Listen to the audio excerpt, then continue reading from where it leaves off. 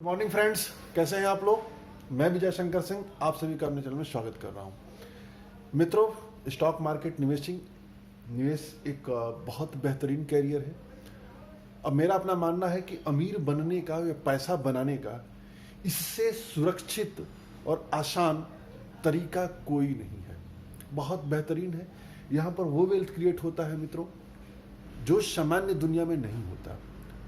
पीढ़ियों में ट्रांसफर किया जा सकता है, उस तरह से वेल्थ क्रिएट होता है।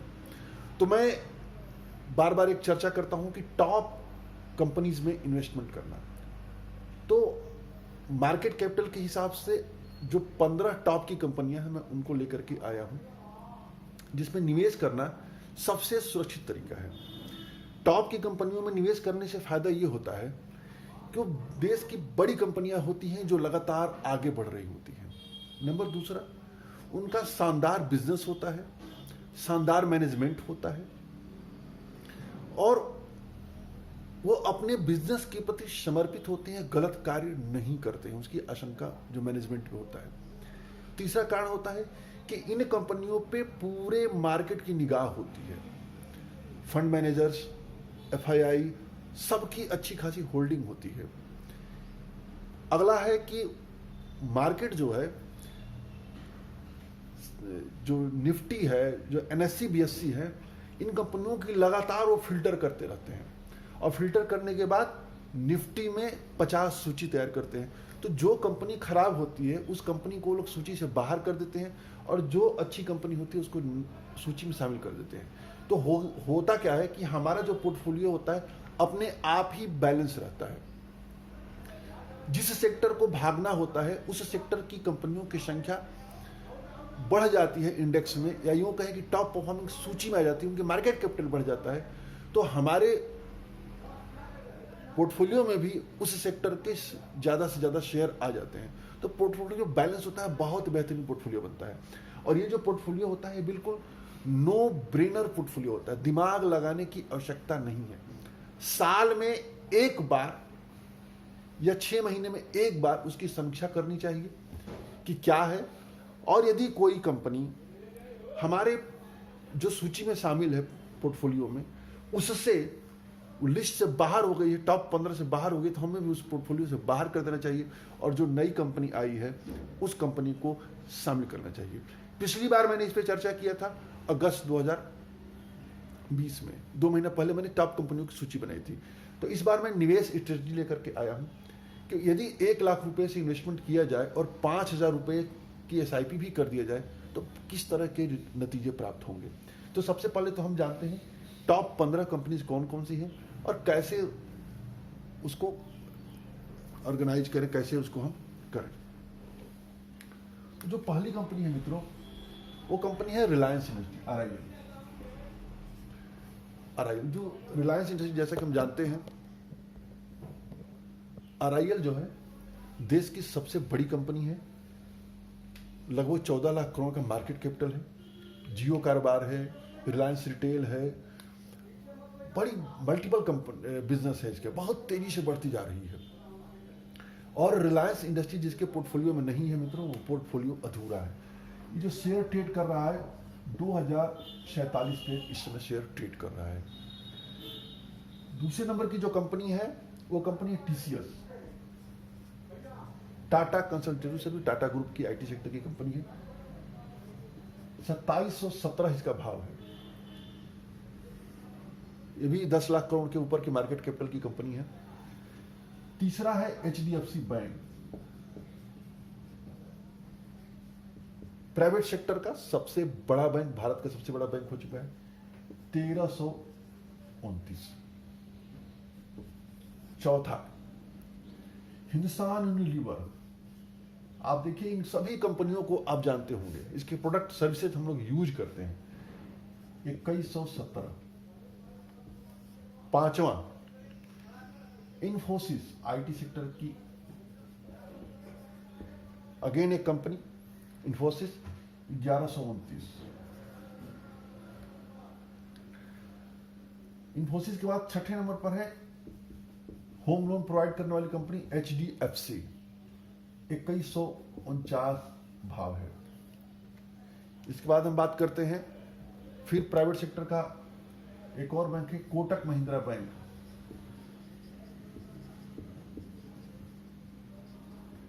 भाव है 1721। 8वें नंबर की जो कंपनी है वो कंपनी है आईसीआईसी बैंक। देखिए एक और प्राइवेट बैंक, इसका भाव है 455। 9वें नंबर की कंपनी जो है वो है भारती एयरटेल। इसके शेयर भाव है 460। 11वें नंबर की कंपनी 10वें नंबर की कंपनी है बजाज फाइनेंस। बजाज फाइनेंस अच्छी कंपनी है, इसके बिना भी पोर्टफोलियो अधूरा है मित्रों। 3839 रुपये के भाव है एक शेयर का। 11वें नंबर की कंपनी है HCL टेक्नोलॉजी, ये भी आईटी सेक्टर की कंपनी है, 851 भाव है। 12वें नंबर की कंपनी है एशियन पेंट,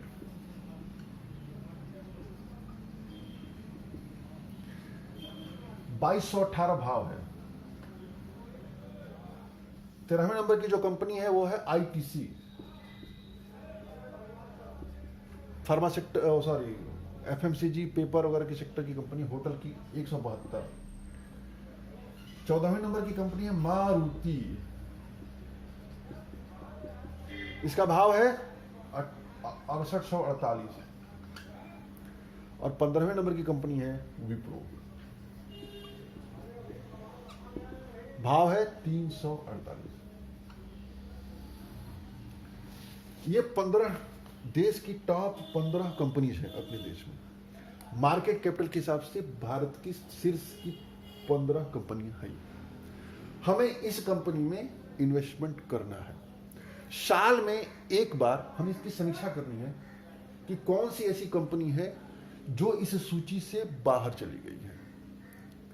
तो जो सूची से बाहर चली गई है उसको अपने पोर्टफोलियो से निकाल देना है, और जो नई सूची आई है उसको, जो नया कंपनी आई है सूची में, उस कंपनी को इस शेयर से जो निकल रहा है उस शेयर को बेच करके उसमें प्रवेश कर जाना है। मान लीजिए ये शेयर विप्रो है, विप्रो बाहर चला गया तो विप्रो को बेच दीजिए। विप्रो को बेच करके इसके जगह पर मान लीजिए कोई डाबर आ गया तो हम उसके जगह पर डाबर को शिफ्ट कर दें।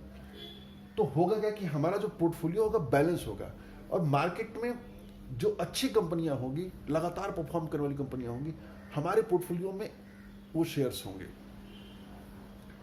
अब आप देखिए इसमें कैसे निवेश करें। आप 1 लाख रुपए जैसे फॉर एग्जांपल के तौर पर लेना है तो सब में बराबर बराबर बांट दीजिए। 15 है, लगभग 7% एक पोर्टफोलियो पर, एक शेयर पर आपका वेटेज आएगा। 7-7 हजार रुपये सारे शेयर्स में लगा दीजिए और फिर आप इन्वेस्टमेंट छोड़ दीजिए, इसको भूल जाइए इस शेयर्स को।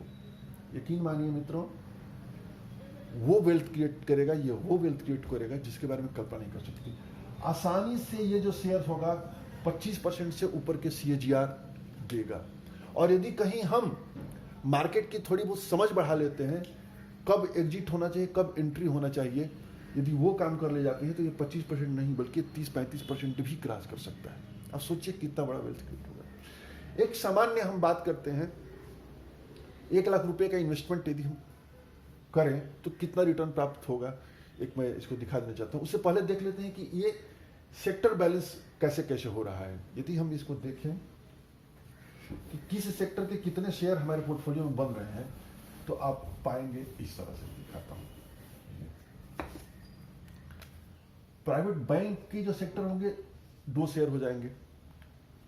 फाइनेंस के सेक्टर भी 2 शेयर हो जाएंगे। बैंक के सारे 3 है, 3 शेयर। आईटी के 4 शेयर हो जाएंगे सेक्टर के। फिर अब आएंगे टेलीकॉम के 2 शेयर हो जाएंगे। टेलीकॉम में मतलब एक भारती, एक हम रिलायंस को भी ले लेते हैं। रिलायंस को हम रिटेल में भी चाहे तो ले सकते हैं। फिर आएंगे एफएमसीजी का, एफएमसीजी भी 2 शेयर हो जाएंगे। ऑटो का शेयर 1 शेयर हो जाएगा, ऑटो सेक्टर का। पेंट का एक शेयर हो जाएगा। इस तरह से सेक्टर डिवाइड हो जाएंगे, तो आपका जो पोर्टफोलियो होगा सभी सेक्टर में पहुंच हो जाएगा। यानी देखिए कितने सेक्टर, 1 2 3 4 5 6 7, इन 7 सेक्टर में हमारा पैसा इन्वेस्टमेंट होगा, 7 सेक्टर में, और सभी कंपनियां बेहतरीन हैं। अब आप देखिए आईटी सेक्टर की 4 कंपनी हो गई, बैंक की 3 कंपनी हो गई, फाइनेंस की 2 कंपनी हो गई, यानी बैंकिंग और फाइनेंस का देखेंगे तो कुल 5 कंपनियां आ गई। तो एक चीज हमेशा जान लीजिए कि जब भी कोई अर्थव्यवस्था बढ़ती है तो उसमें सबसे ज्यादा जो ग्रोथ होता है वो फाइनेंस सेक्टर का होगा। बगैर फाइनेंस सेक्टर के कभी भी कोई इकोनॉमी बढ़ नहीं सकती है। तो ऑलरेडी हमारा वेटेज अच्छा खासा है, 5 शेयर हो जाएंगे। आईटी सेक्टर देखिए 4 शेयर हो जाएंगे, टेलीकॉम 2 है। तो हमें ये क्राइटेरिया हमको लेकर चलना चाहिए और हमें आसानी से अच्छे रिटर्न प्राप्त हो जाएंगे। यदि हम एक बात करते हैं, सामान्य आंकड़े की बात करते हैं, यदि इस तरीके से हम पैसा लगाते हैं, यानी सब में बराबर लगा के छोड़ देते हैं, यदि 1 लाख रुपया हम लगा देते हैं तो 10 सालों में इसकी जो वैल्यू कितनी होगी, मैं 25% CAGR की गणना कर रहा हूं, 25% जो कि आसान है, बहुत ही आसान है। मार्केट में नुकसान हम लोग को तब होता है जब हम ज्यादा खाने के चक्कर पड़ते हैं, लालच ज्यादा करते हैं। लालच बुरी बला कही जाती है।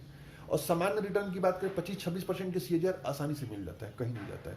लेकिन हम लोग क्या करते हैं कि महीने में चाहते हैं कि महीने में क्या, पर डे पैसे को डबल करना चाहते हैं, जिसकी वजह से हमें नुकसान होता है। तो यदि आप 1 लाख रुपए को इस पोर्टफोलियो में लगा देते हैं तो 10 सालों में इसकी वैल्यू हो जाएगी 9.31 लाख। 15 साल यदि आप जाएंगे तो 15 साल में इसकी वैल्यू हो जाएगी 28.42 लाख। 20 साल की बात करें, 20 साल में इसकी वैल्यू हो जाएगी 86.73 लाख। और 25 साल में बात करेंगे मित्रों तो 25 साल में इसकी वैल्यू हो जाएगी 2.64 करोड़, 2.64 करोड़। और 30 ईयर में ये वैल्यू हो जाएगी 8.06 करोड़। सोचिए, जो अपना आज के डेट में कैरियर शुरू कर रहा है एज ए नौकरी, एज ए जॉब, कोई भी बिजनेस के तौर पर रिटायरमेंट प्लानिंग कर रहा है, तो यहां से रिटायरमेंट प्लानिंग आसानी से किया जा सकता है।